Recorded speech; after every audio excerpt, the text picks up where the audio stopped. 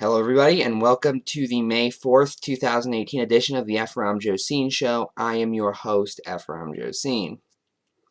So recently, Iowa essentially admitted they don't understand what words mean, as they seem to believe you can kill something before it's alive.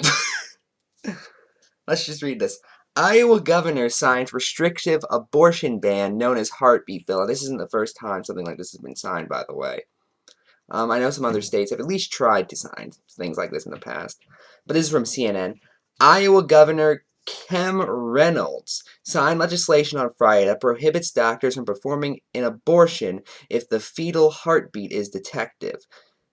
This legislation, which has been called the Heartbeat Bill, is widely described as the nation's most restrictive abortion ban. Reynolds, a Republican, is anyone surprised by that? Acknowledged that the law is expected to face legal challenges on Friday, as she explained her support for the law as rooted in religious conviction.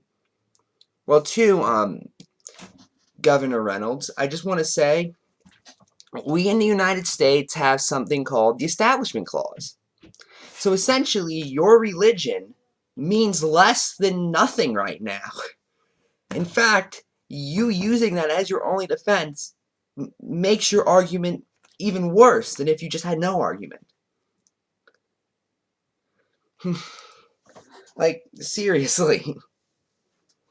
If you would like that to not be the case, then I'd recommend visiting Saudi Arabia. I understand and anticipate that this bill will likely be challenged in court, this governor said in a statement. However, this is the bigger than just a law. This is about life. Oh my God. She added, "It is immoral to stop an innocent beating heart." So tell me, Governor Reynolds, have you ever eaten meat in your life? Not that there's anything wrong. I'm not going to judge you. I do it all the time. But I also don't have an issue with you killing something before it's even alive, because I don't have an issue with you killing essentially a lesser species when it is alive. And of course, the pro-life crowd absolutely loves this legislation. Here's a quote from one of them. "The bold pro-life action taken by the Iowa legislature reflects growing national pro-life sentiment and restless under the extreme status quo imposed by Roe v. Wade." That was said by Marjorie Danny Felser. I can't pronounce this guy's name. The president of the pro-life group, Susan B. Anthony List, said in a statement, "While Roe has not yet been reversed, it has been soundly rejected in the court of public opinion." Okay, one, citation needed. A good majority of Americans genuinely don't care about abortion. Like they really don't. And two, and this is the more important part, the court of public opinion doesn't mean anything. Civil liberties are not declared by public opinion. Okay? What these people just don't seem to realize is Roe v. Wade is a Supreme Court ruling, meaning it's part of the Constitution. They would need to directly amend the Constitution in order to reverse it. That's just how the process works. And even when the Supreme Court was definitely wrong, for instance, in the Dred Scott case, they still had to amend the Constitution to get rid of it. If you don't know, Dred Scott said that the federal government cannot regulate slavery because slaves are property.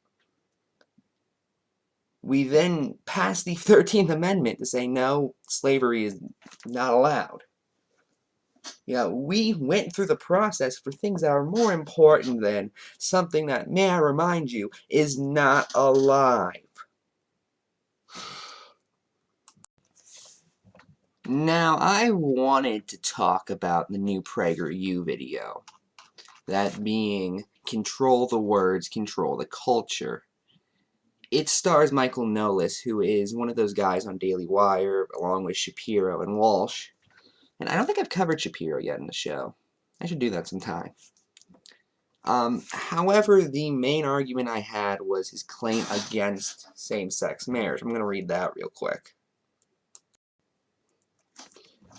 And how about same-sex marriage? Let's not get into the politics. Let's just look at the language. Throughout history, in every culture, marriage has been the union of husband, men, and wives, women.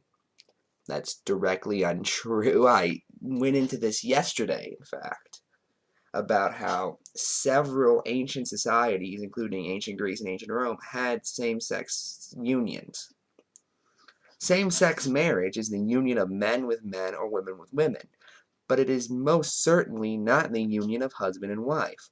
Once the phrase same-sex marriage was placed before the word marriage, that is, once the definition of marriage changed, fun fact, the definition was changed once before into what it is today.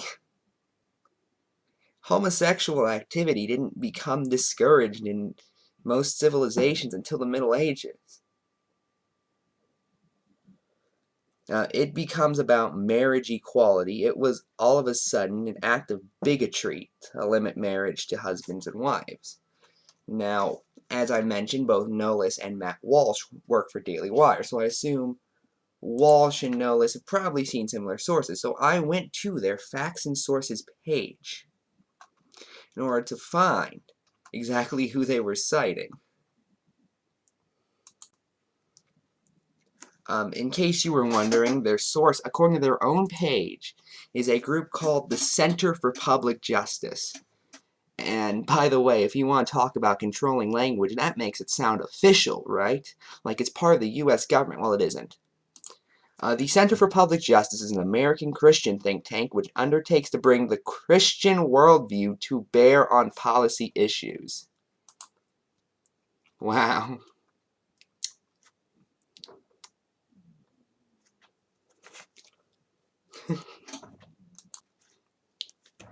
Okay, let's look at a few more examples. That was one of their stronger arguments. Race discrimination in hiring and college administrators is refashioned as the much nicer sounding affirmative action. Who would ever oppose an affirmative action? For the record, I am typically against affirmative action. However, what they ignore was it was Republican President Richard Nixon who started this. And if I've learned one thing from PragerU, it's that the actions of a party 150 years ago are the exact same as the actions of the party today. So I assume the actions of the party roughly about 40 years ago are the exact same as the actions of the party today too. So, Global warming, which can be measured and challenged, has morphed into climate change, which means essentially nothing because the climate is always changing. That one just doesn't even make any sense.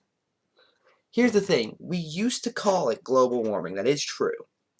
But that's because we assumed it only meant the Earth would get hotter. Okay, you understand that? There used to be some use of the term global cooling as well, which is the idea that the Earth over time would get too cold for us to inhabit. It turns out both are true. So we morphed this into climate change. We just found a more accurate term. It's like this. This happens all the time, by the way. For instance, I assume my audience knows what AIDS is. Well, did you know it wasn't always called AIDS? In fact, it used to be called GRID. GRID stood for Gay-Related Immune Deficiency because we used to believe that you could only get AIDS if you were a homosexual. Then people who weren't homosexuals started getting AIDS. And we figured we kind of needed to change the name to make it more accurate. Now, was this some plot by the gay agenda to normalize GRID? No. Here's another one. Some medical researchers are currently trying to get more of a view in society that Alzheimer's is similar to diabetes. Some are even calling Alzheimer's type 3 diabetes. Is this a plot to normalize diabetes? No, they've found some links between what causes Alzheimer's and what causes diabetes. and as such are now trying to classify them as much more similar than they previously were, again, to make terms more accurate. You're right, Michael. Words mean things, and we need to be as accurate as possible when describing very complex topics. When Barack Obama became president, George Bush's war in Afghanistan suddenly transformed into the far less ominous and threatening overseas cognizance operation. That's one way to end the war, just rename it. I'm not familiar enough with this to comment on it. Here are some more examples. Young criminals have become justice-involved youth. That isn't wrong, but okay. Mandates and taxes are individual shared responsibility payments. That's not a thing leftists just made up. That goes back to the Enlightenment, good sir. Government spending becomes an investment. That's also not new. That goes back to Keynesian economics, which were created during, I think they were created during like the 19th century. Just wanting to keep more of your hard-earned money becomes greed. Here's one. Benefiting off of this gigantic system that was specifically designed for you, specifically because you helped lobby for tax cuts and subsidies, becomes your hard-earned money. Taking more of someone else's money is them paying their fair share. The entire system was created to benefit them, Michael. Opposing a Democrat in the White House is obstruction. Opposing a Republican in the White House is resistance. Both of these statements are still true. Those words are synonyms in this context, Michael. Like, what? Anyway, that's all for tonight. I'm Ephrom, and good night.